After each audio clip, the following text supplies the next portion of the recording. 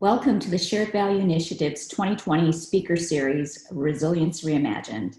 I'm Bobby Silton, Managing Director of the Shared Value Initiative, and I'm your host today.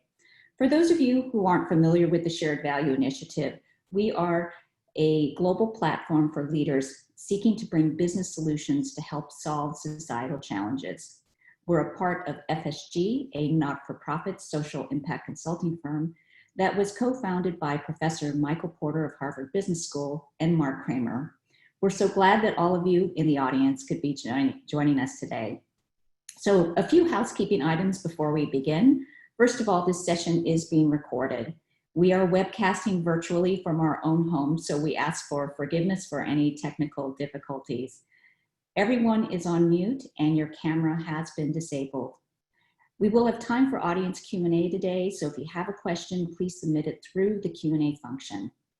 And finally, if you are on social media, please use these hashtags and handles so we can follow the conversation.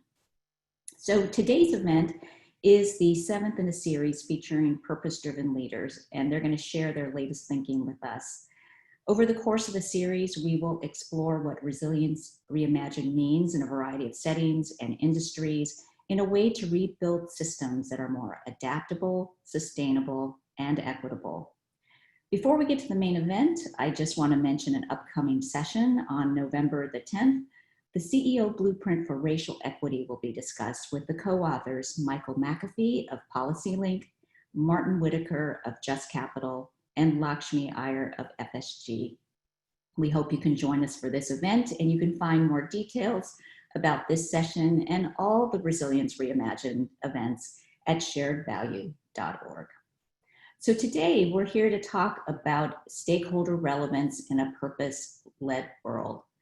Over the past year, we've seen business leaders from around the world publicly state that the purpose of a company is to engage all stakeholders in shared and sustained value creation.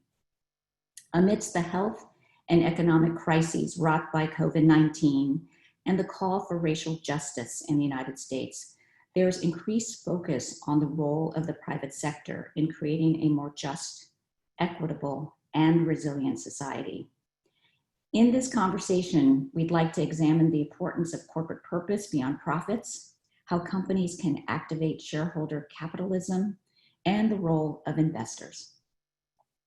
As the world's largest asset manager, BlackRock has a unique perspective on how asset managers and investors can and should encourage companies to be driven by a purpose beyond profits, serve stakeholders beyond shareholders, and build a thriving society that is good for people, the planet, and business.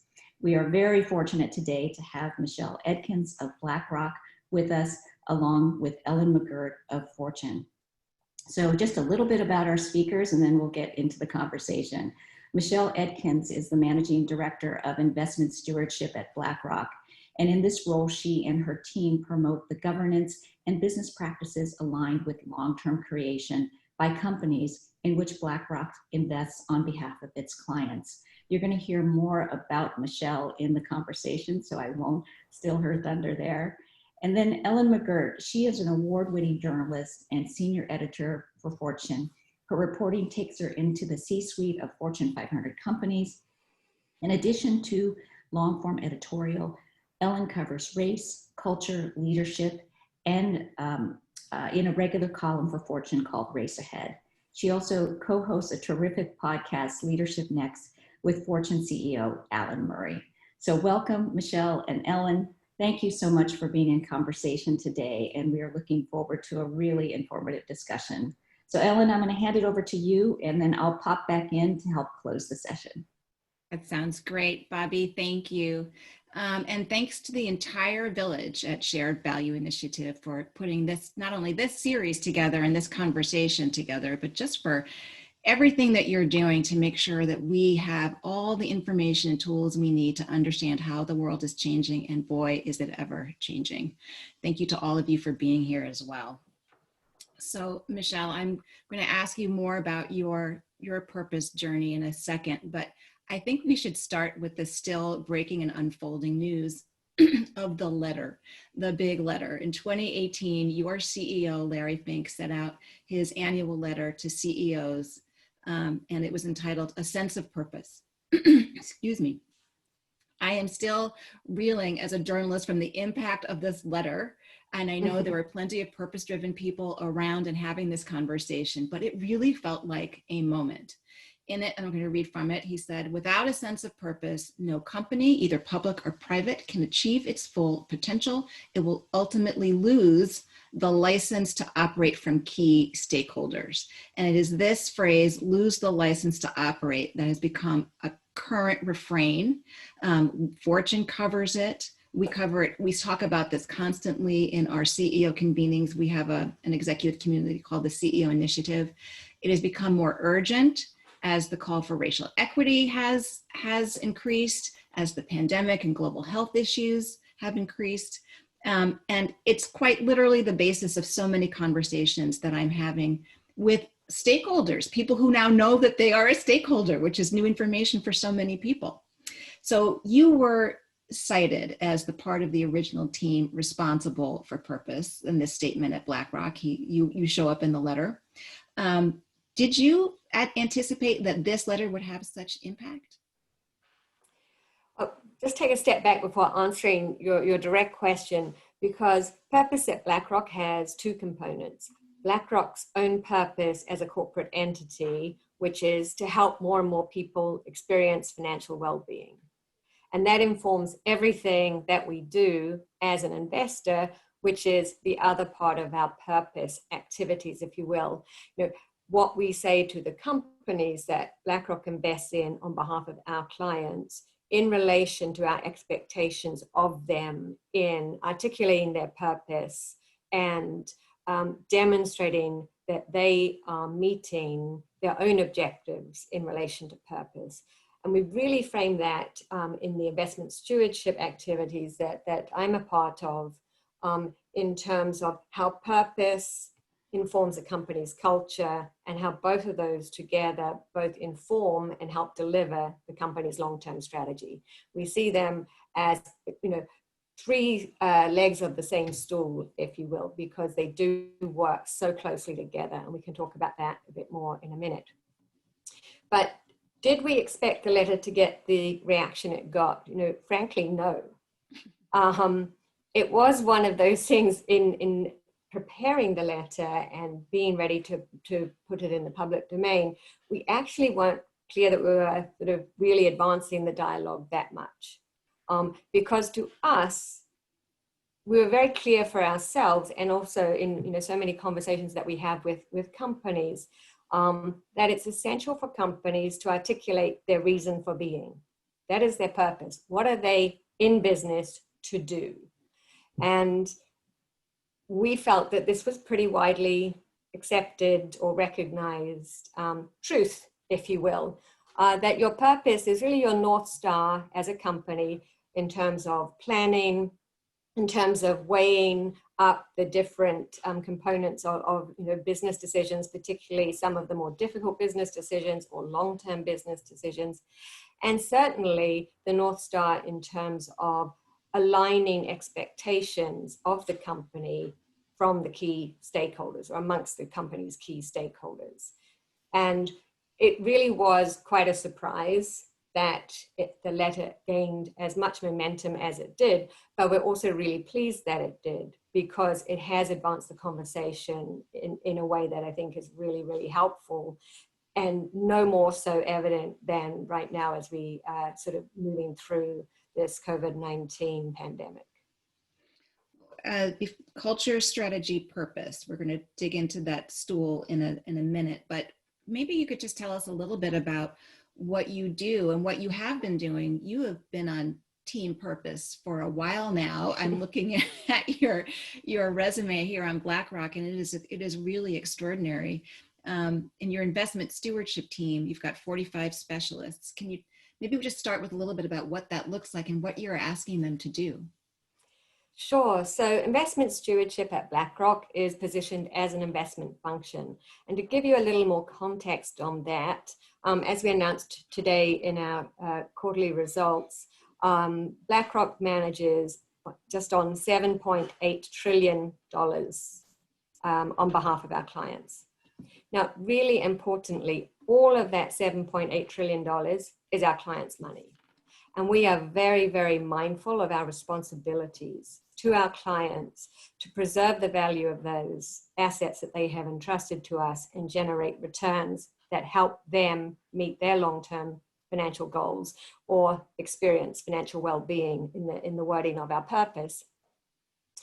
And so we are very clear for ourselves that we are a fiduciary investor and need to be advocating for the protection of our clients' interests in the work that we do. The other thing that informs our investment stewardship approach is that about half of that 7.8 trillion is in equities, 90% of which is invested through index strategies. So our clients allocate their assets to a particular index or series of indices and will remain long-term locked-in investors for as long as the companies in those indices are listed public companies. And so we feel that we have a responsibility, as well as the capability, to engage with companies that our clients invest in to ensure that they're being run to deliver long-term shareholder returns, long-term value creation. And we have 3 tools for doing that. So we have thought leadership, which is where we share our views through Larry's letter, through other documents that we publish to our website, through direct engagement with policymakers and others who shape the environment within which we work. So corporate advisors, pension fund advisors, and so on. And in that, we're trying to influence the global standards and sort of construct within which we operate and within which companies are operating clearly. Then there's the direct engagement that we have with companies, which is just direct dialogue with company leadership. Sometimes board members, more often executive management.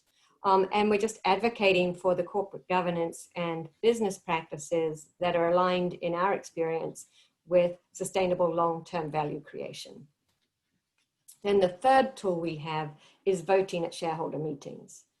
And at some level, this is the most broad-based form of engagement that we have. It's the formal mechanism shareholders have to either support management because we think that management is doing a really good job on behalf of long-term shareholders, or perhaps signal concern about the way that management have performed over the year.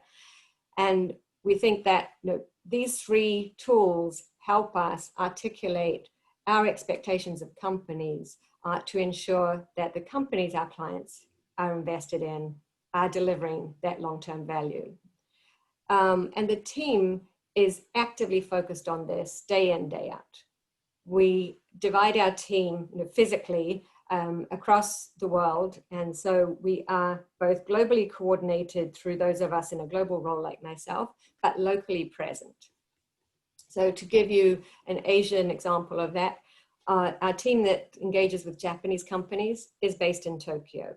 Our team that engages with companies in Greater China is based in Hong Kong. Our team that engages with companies in Southeast Asia is based in Singapore, and the team members covering Australia and New Zealand are based in Sydney. And that is hugely important because, while the principles of good governance and good business leadership are pretty consistent globally in terms of transparency and accountability, how that plays out in different markets is really different. It's informed by cultural norms, it's informed by local corporate law, and it's informed by just current practice and expectations.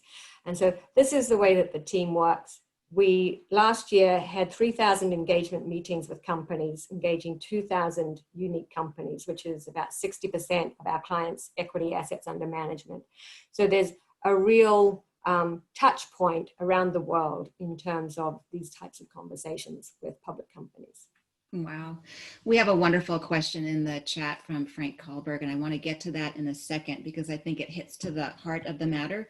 I just want to quickly follow up with what you just shared, because I don't think until we started speaking that I understood the enormity of your reach and the 3 tools that you're using.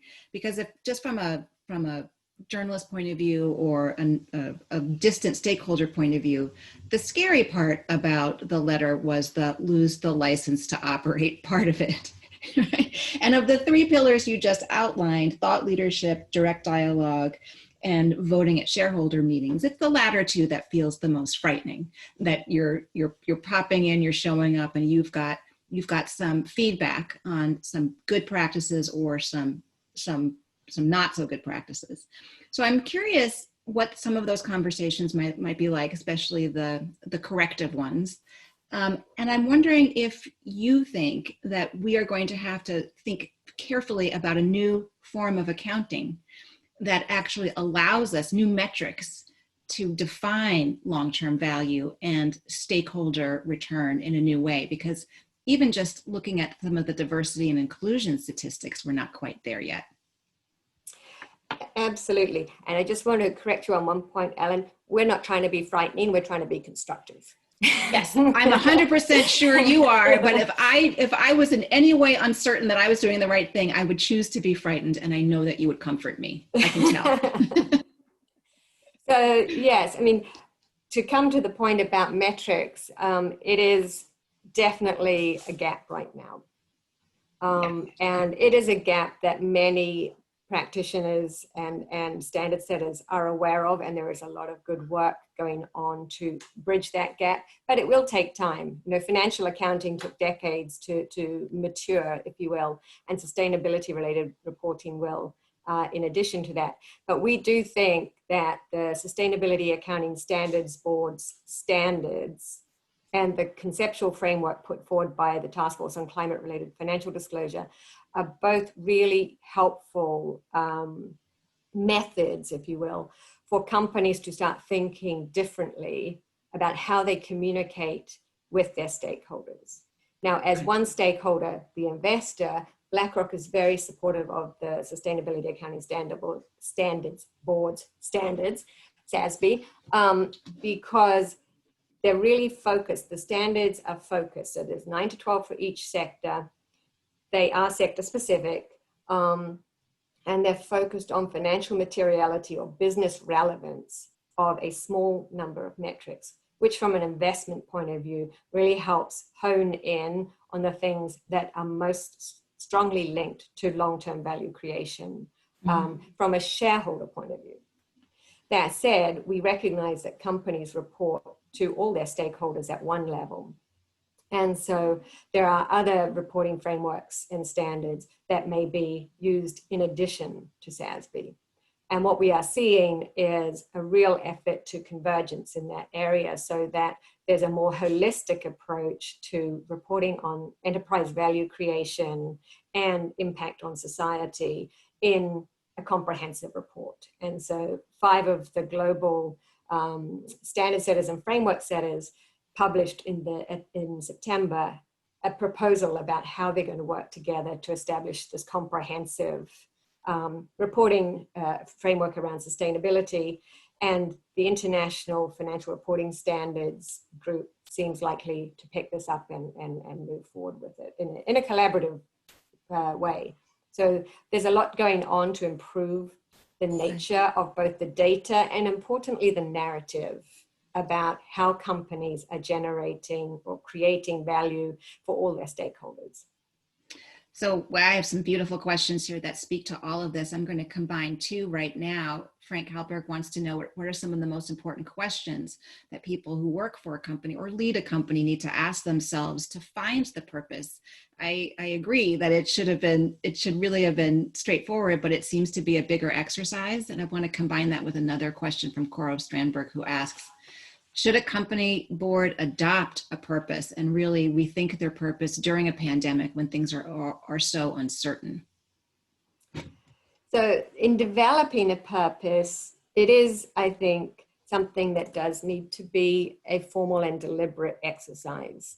And most companies have a sense of what their purpose is, you know, what we're in business to do, but it's then the shift from the sort of knowledge of it to the articulation of it is what can be difficult.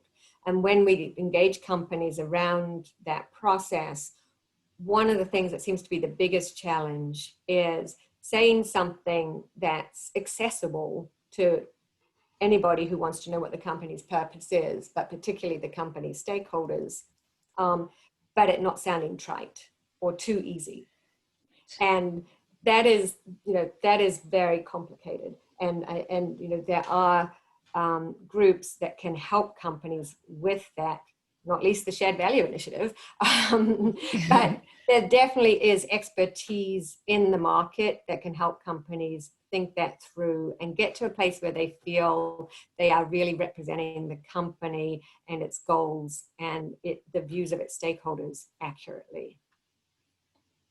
So Daniela and Allison in the chat had similar questions that the Business Roundtable statement, which followed up in the next year, which was also sent a ripple through the media and through the conversations with leaders, simply does not go far enough. And early surveys seem to indicate, particularly around race and statements around race and equity, that's true, but it's still pretty new.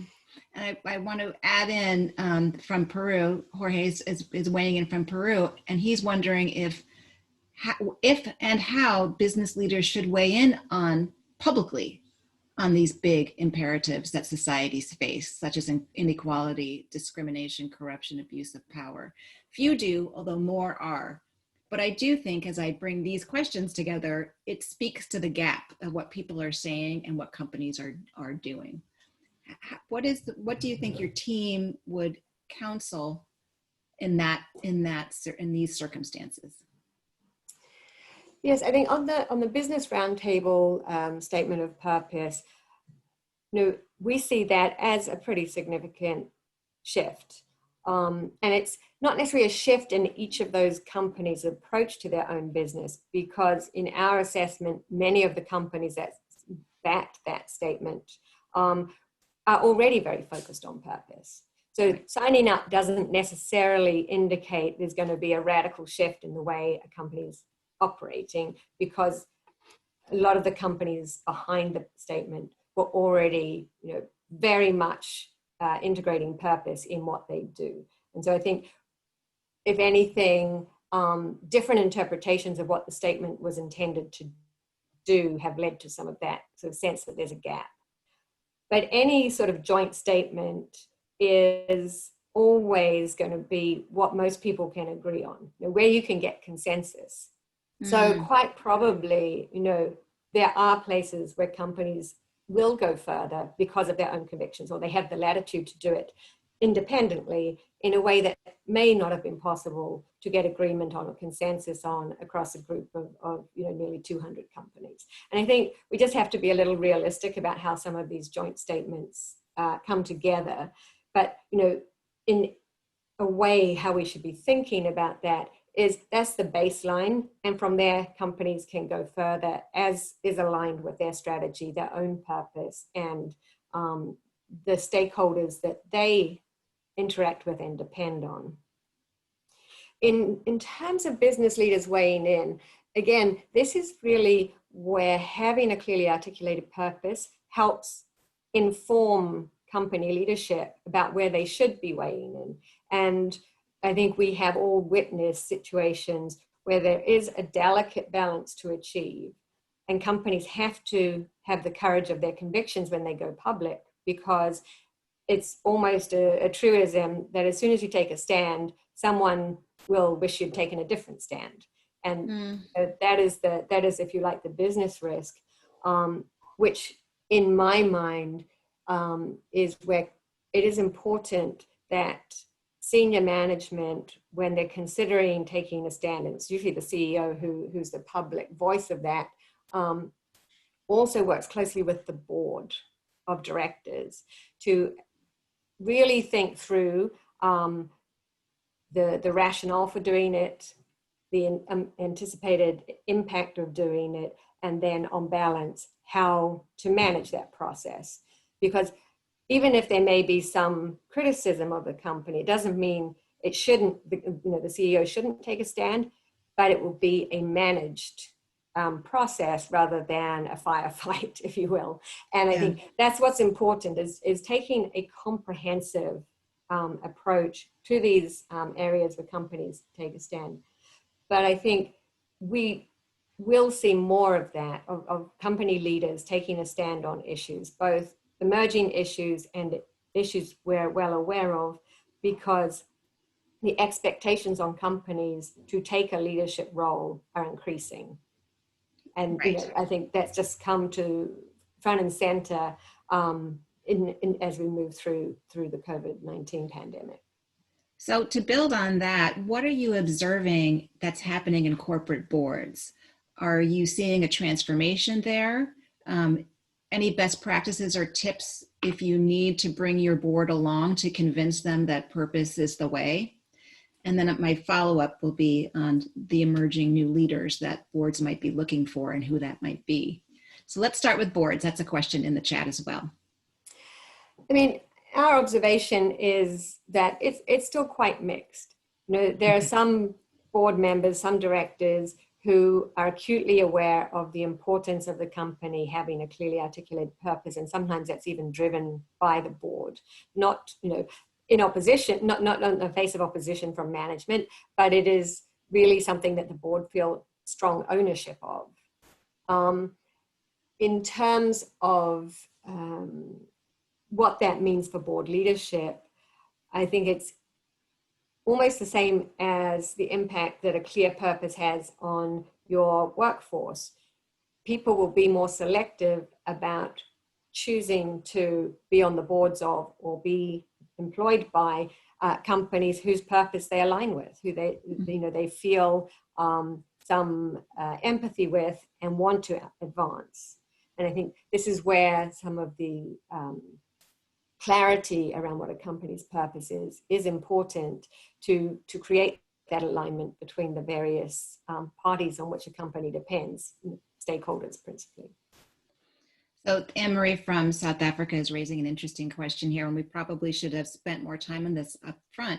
She mentions that with the stakeholder inclusive model they have in their own governance code, she wonders if there's a misunderstanding of the terminology stakeholder capitalism, which seems to imply that a board needs to serve all its stakeholders, while she believes that the board needs to serve the long-term sustainable interest of the company while taking into account the interests of all its stakeholders.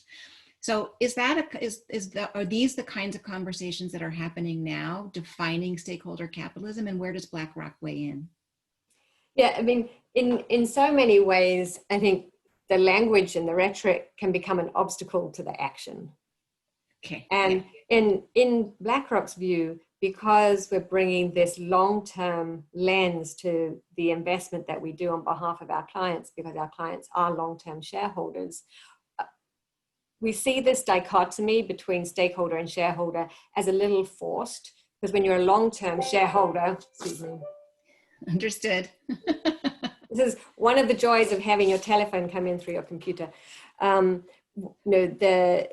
The interests of long-term shareholders are inextricably linked to the ability of a company to generate value by serving the interests of all its stakeholders. Now, in the short term, you can make trade-offs that are quite stark, but for the long term, I think there's a lot more alignment there than difference in terms of the interests of the various stakeholders.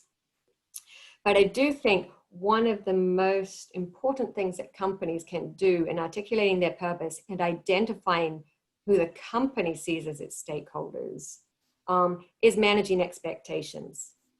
Because if management doesn't do that, if management doesn't articulate its purpose, demonstrate how that purpose is woven through the long-term strategy and helps inform the long-term strategy, how that is operationalized, if you like, then quite possibly there will be some parties who think of themselves as a stakeholder, but the company may not think of them as a stakeholder, and there's going to be a mismatch in expectations, which is usually frustrating and sometimes has negative consequences.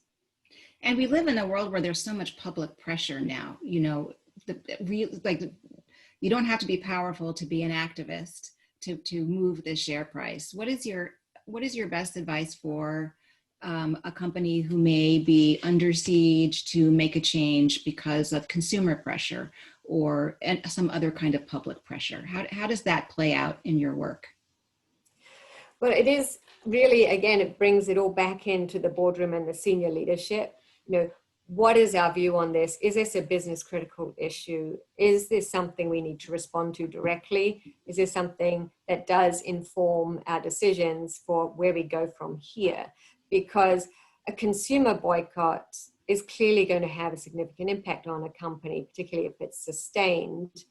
But if the consumer boycott is grounded on misinformation, then, it's not for the company necessarily to change what it's doing, but to help inform the consumers as to what it is doing. And I think this is where I think companies have to be much more front-footed in their communications, both in terms of this, again, articulating purpose and so on, but then reporting outcomes, providing more comprehensive, holistic reporting so that the company is telling its own narrative, its own story, and explaining why it's taking the approach it is taking and why that approach is most aligned with creating long-term value. So Juan raises a good question about the corporate world in general and their relationship to governments around the world. This is a stakeholder relationship that probably doesn't get examined nearly enough because so much of it happens away from public eyes. But his question is, what would be your assessment of some form of privately held debt relief for some of the most indebted countries, particularly those who are suffering the consequences of climate change now, armed conflict, displaced peoples, and of course now the health and economic consequences of COVID? Is there a place for the corporate world to weigh in there effectively? I mean, it's a little outside my realm of responsibilities and certainly expertise, but what we do see is companies being willing to step up in those situations, often on a collaborative basis in relation to their own stakeholder group or a market or a community in which they have particular presence, and work through, usually with peers, sometimes with local official institutions, to create solutions in those situations. But to the extent to which there's going to be sort of a new structure of investment vehicle, that's sort of outside my realm of expertise. Okay, but I'm just curious, so maybe another way of saying a similar thing are the kinds of things that clients are interested in or asking you for, are they changing in any kind of surprising way, including even being willing to accept lower than market rate returns for some sort of broader sense of purpose and part of their portfolios? What we are seeing is the asset owners, our clients, increasingly wanting to invest sustainably.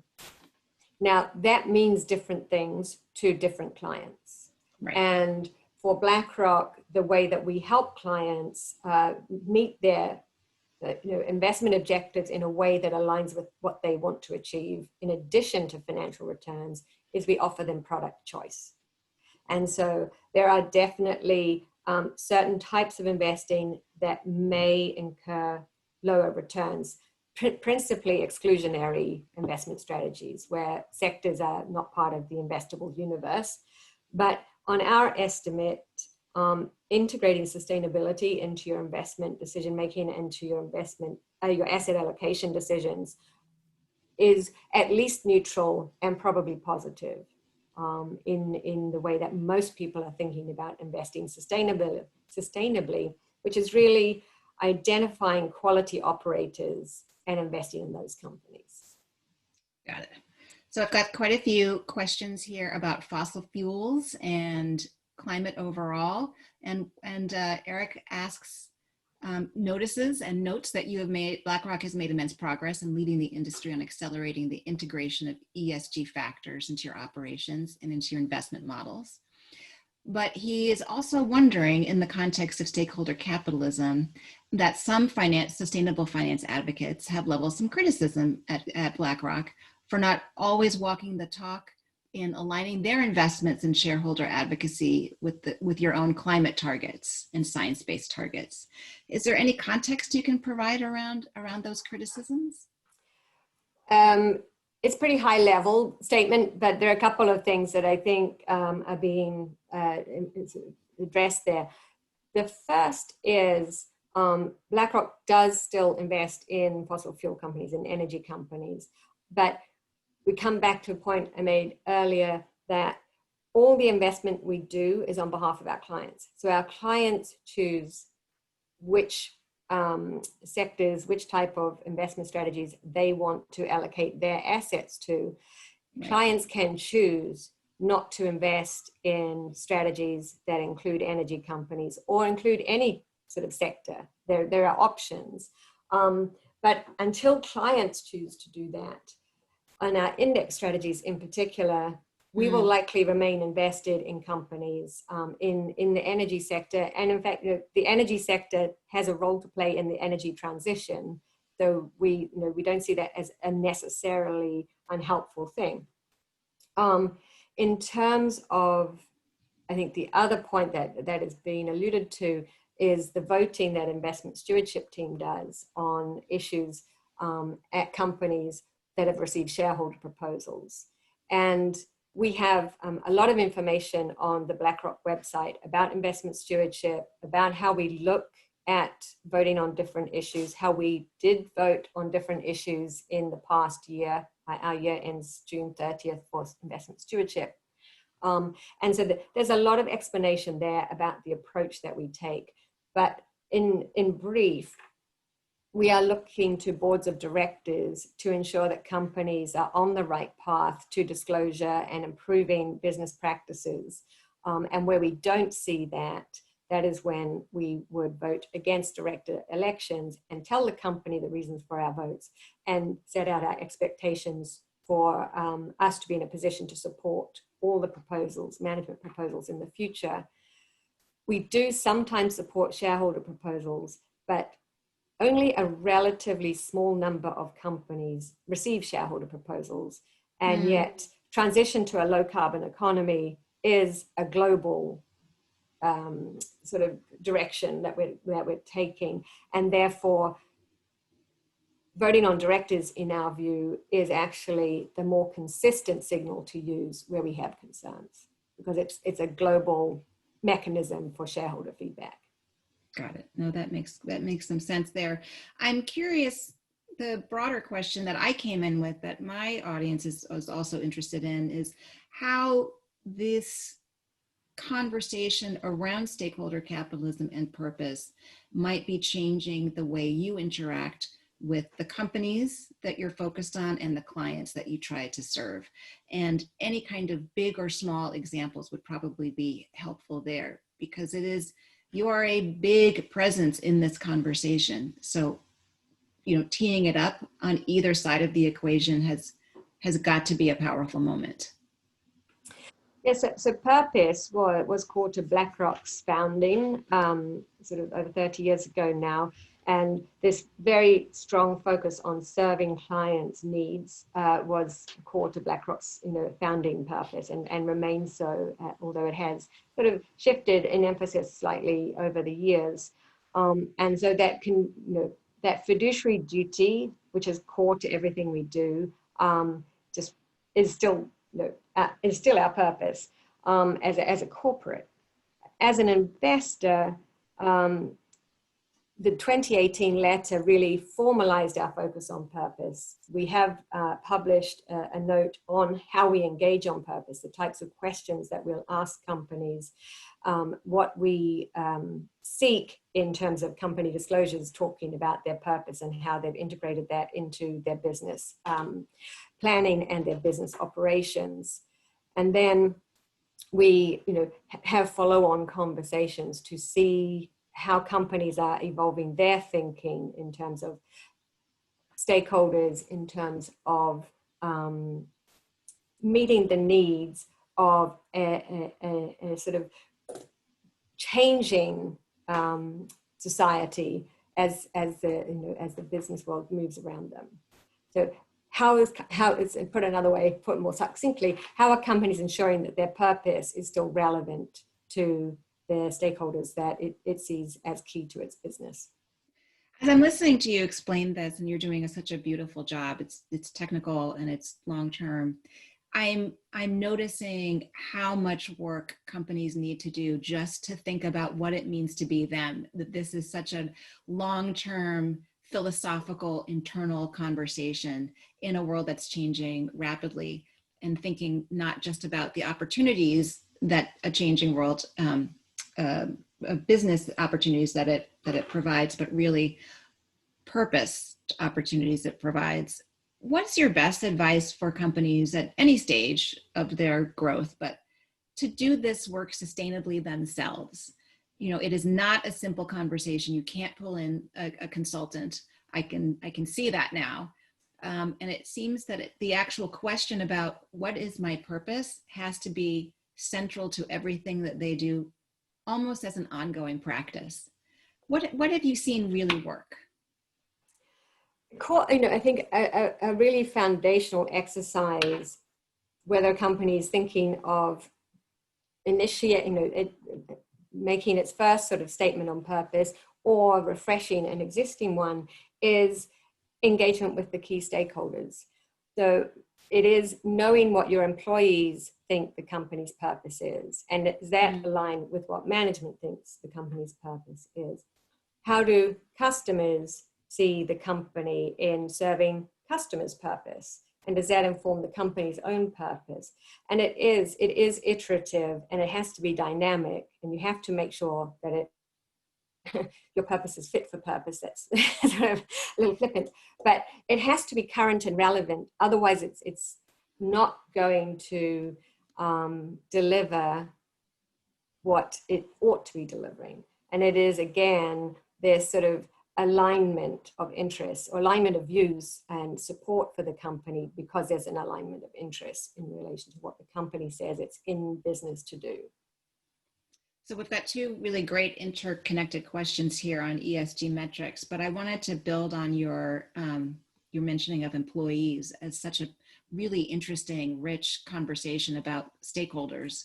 And I'm curious if there are some best practices that you've discovered on listening to employees effectively. And I'm wondering even if having a board presence, have employees having some form of board presence, is something that you have seen, have thought about, or would recommend.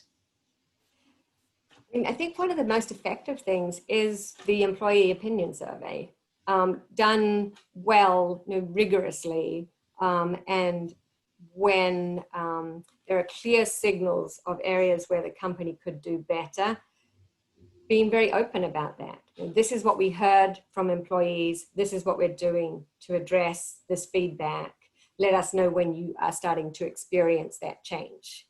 Because there is some cynicism often around employee surveys, because employees respond and then don't see any difference. And it is hugely important for that employee engagement to be effective, to demonstrate that employee feedback was heard and acted upon. Yeah. And the advantage of an employee survey over, say, an employee board on a seat on a board is it's that wisdom of crowds aspect of gathering input from hopefully pretty much every employee, and then distilling it to get a real sense of sentiment and trends, and doing it over time. So you really do get to see that trend component of it, because employee engagement is huge, and Fortune does a lot of work in this area. So you can speak to it better than I can at the macro level. And I think it's important for companies to be aware of that. Every company says our people are our greatest asset, but it's not always clear how companies are ensuring they understand what their employees want and how their employees are feeling connected to the company. The thing about board seats for employees that we have seen actually often cause more problems than solutions is which employee. Now, most companies that have employee representation in the sort of public market space are the larger global companies. And where you sometimes see tension is that the employee board seat is usually reserved for employees in the country of domicile of the company. And so if you're an auto manufacturer based in Tokyo and people have to be laid off, is that going to happen in Tokyo or is it going to happen in Alabama? Right. And most likely it's going to be employees outside the country of domicile. And so it isn't always the solution it might seem to be, particularly in large global companies. And so in that sense, I think a really rigorous employee opinion survey that is truly acted upon is a much more effective way of acknowledging the role that employees play in the company's long-term performance. Yeah, and that leads me to transparency, because that is, I think, rather than, shadowy conspiracies of power, it is an unwillingness to share information that drives so much employee anxiety. And now we're in a world where we're encouraging, and in some cases really just like outright begging big companies to share even their most basic diversity data that the EEOC in the United States asks them to collect. I think fewer than 14% of Fortune 500 release this data. And it is a treasure trove of information about where we lose people in the talent pipeline, and it opens up all kinds of important conversations about why. But the issue around transparency is oftentimes couched in a phrase that has something to do with competitive advantage. If I share data, even internally, I'm not 100% sure it will not leak. If I share data about where we are struggling with diversity and inclusion, I may lose people. If I share a rationale for why I'm not going to invest in something that employees want, it might show financial weakness. So I know this is something that must come up for you. Transparency is important, and I feel like I'm like hitting people over the head with it, but I don't have a nuanced way of understanding how to make decisions around transparency. But I bet you do. It is where in so many ways, market level transparency requirements are hugely helpful, because no company has a first mover disadvantage. Now, for some of the new disclosures that are being sought, some companies do feel uncomfortable putting that information in the public domain because the numbers are not where they'd like them to be. Now, I really do understand that, because we've seen this play out, time and again, when a company is a first mover and saying, look, we're willing to be transparent, but we're on a journey, and they get lambasted for where they are right now, even though they say, we're trying to initiate a conversation and show you where we're heading and what our aspirations are. And that actually puts others off. And so I think that when it's a sort of market level requirement to provide disclosures, that does help move things forward. Having said that, given that a lot of the information that we need on sort of sustainability, if you will, is still being developed, we're still learning what is most relevant. It's, I think, important that at the market level, regulators and others say, we want you to disclose material sustainability information that is relevant to your investors and other stakeholders, and then have a more flexible approach. And by that, I really mean practitioner-led approach to developing the framework and the standards that should be disclosed. Because I think there's just this concept that people have talked about, we haven't really talked about it in this conversation, around the sense of dynamic materiality. Our understanding of what's material or business relevant is evolving over time, and in the last 12 months has changed quite significantly. So we don't necessarily want prescription in law about what should be disclosed in terms of the details, because that might be current for 1 or 2 years, but might change quite significantly 5 years down the line. And I think, you do see that with, for instance, the EEO1 data. It's data, but it doesn't necessarily, because it's standardized, which is important, it doesn't necessarily convey how an individual company is prioritizing or considering its diversity and inclusion efforts. And so the company needs then to provide some narrative and additional context, and possibly even a different cut of data that is more aligned with how the company is measuring its progress and the metrics it is targeting to achieve, because that will be different for different companies. Right. And dynamic materiality is something I cannot wait to drop into my future conversations. I feel very prepared. It's one of those phrases. It's a little bit like social license to operate. It trips off the tongue at the moment, but even in 2018, it was, quite a bold statement to make in sort of a business context. And I think financial materiality will become one of those phrases that I think is in much more common usage, because we're just building our understanding of what that means. Right. And I can really see now the competitive advantage, but also a human advantage is understanding what's material, being able to pull together the right set of tools and pulses and listening that you can actually figure out what you think is material and align that to purpose and values. And then measure and demonstrate progress to, you make it sound so simple. I can tell you, I know that it is not simple because of all of the conversations we have with companies, but I also know that the companies who really credibly make the effort to understand these things do feel the benefit of it. They really feel that going through a rigorous process helps them understand the company better and the drivers of value better. Yeah. If there was a business metric for business karma, I feel like that would be just the work is good for you. And the few minutes we have remaining, we have two related questions. It's sort of investing big and small, sort of a Kahneman thinking fast and slow kind of questions. The first one are for big investors. Can you speak, and I'll read it because it's a little bit technical. Can you speak further about BlackRock's approach to educating asset owners? When we still have a lot of short-term investors, how can we continue educating asset owners on the importance of valuing ESG metrics and thinking in that long-term way? I wouldn't like to say that we are trying to educate asset owners. I think most of our clients are very, very curious about how to invest better.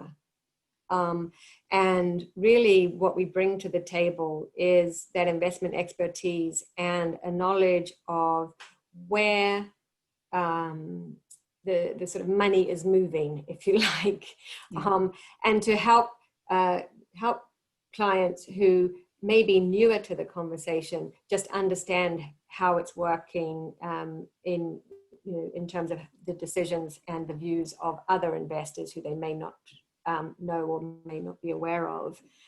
And I do think in terms of the short term and the long term sort of tension there always will be short term investors. They play a really legitimate role in markets, but increasingly as assets move into retirement savings and savings for other long-term goals, I do, fundamentally believe that there is a real focus on long-term investing and being the provider of patient capital that enables companies to take that long-term view. That said, in support of that, companies have to articulate clearly their long-term strategy and the milestones that they're going to deliver to in achieving that long-term strategy, so that individual investors and investors in aggregate can have confidence that they will earn returns that they are depending on to meet their financial goals. So the second question is about small investors. The SEC recently formalized rules making it more expensive, higher investment thresholds for shareholders to advocate for action on ESG issues. This will make it harder for smaller investors who are bellwethers leading on raising material issues like DEI, climate change, and others that are picked up by mainstream investors later on, like BlackRock. How do you view this new rule and its impact on elevating ESG issues that have tended to be dismissed by companies and big investors until small investors have made progress? There's a big assumption in there. Well, I think there's the big change in US markets in particular is the degree to which companies now engage their shareholders and have open dialogue with their shareholders about emerging issues. And in that sense, I think a lot of issues can be brought forward to companies without having to use that formal mechanism of a shareholder proposal. And companies are increasingly receptive to hearing shareholder feedback that may be different to what they expected. So they're open to hearing from shareholders that shareholder expectations are probably greater than management may have anticipated in terms of certain emerging practices.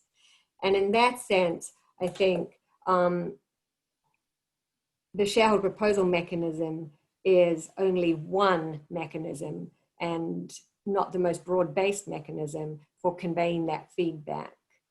The other thing, and as I mentioned, it's core to BlackRock investment stewardship's approach, is in our view, board directors are in the boardroom to represent the interests of shareholders as part of their job. If as a shareholder we don't think they are doing that well, then we would vote against their election. And that is a binding vote, which is a very strong signal of concern to company leadership. So I know Bobby's going to be joining us in just a minute or so, and there's a very beautiful question, and all of the questions are beautiful and technical and important, and I've learned a lot today, and I've learned a lot about how much work is actually happening behind the scenes to understand this rapidly changing world and to take advantage of it, and all the metrics that matter. But Frank Hallberg asks a question that I'd like to build on with his permission, is to what extent is there a relationship between love and purpose? And to me, unfortunately, I'm not able to ask him what he means by that. But to me, as I think about purpose and I ask people about purpose, especially at the very highest levels, there is a tremendous amount of soul searching that happens that's quite poignant about, sometimes it's about personal faith. Sometimes it's about gratitude at the privilege and the wonderful place that somebody finds themselves to be in a position of power, to be on a platform to make change. And as people are having courageous conversations, particularly around race, a tremendous sense of opening and connecting with other people, particularly if you've been working with them for a long time and you never knew that their kid was afraid to drive and be pulled over by, you live in a bubble and you're worrying about dynamic materiality, and suddenly you realize you're surrounded by actual human beings. So I was wondering if you could comment on that. It seems to speak to our resilience in the title of this conversation, that as the world is changing, individual humans are changing too. Anything in that nice little preamble hit your ear? I think you touched on a key point, both of you, in that purpose is personal. So company's purpose is going to be something that employees and others personally relate to, and that's what makes them convinced that they should be part of that company's story. And I don't know if it's quite love, it's maybe just my sort of Puritan upbringing. I don't think about work and love so much as a single-handed thing, but I do think that when there is that personal connection between individuals and the corporation, it does enable that honesty and that conversation, which benefits everybody's understanding of mutual expectations, mutual needs, and mutual goals. Well, I think that's a beautiful place to end, and look at Bobby is here to take us home. Bobby, thank you so much. Thank you, Ellen, and thank you, Michelle. What a great way to end a wonderful hour of conversation. I certainly took a lot of notes and learned so much, and just can't thank you enough for both this informative and inspiring discussion, and want to wish you both well in the work that you're doing to champion stakeholder capitalism and purpose. Ellen, I know that you've just launched Fortune Connect for executive-bound mid-level managers. So wish you all the best with that. They need to understand purpose and stakeholder capitalism. I also want to just send a big shout out to the Shared Value Initiative team, Alicia Dunn, Rima Google, Georgie Eckert, Sam Wallach, and Imani Hicks. They make all of this stuff happen behind the scenes. So thank you. And thank you for the audience today fantastic questions. And Ellen, I'm glad you got to so many of them. So we hope to see you next month for the CEO Blueprint for Racial Equity. And thank you again for being with us today.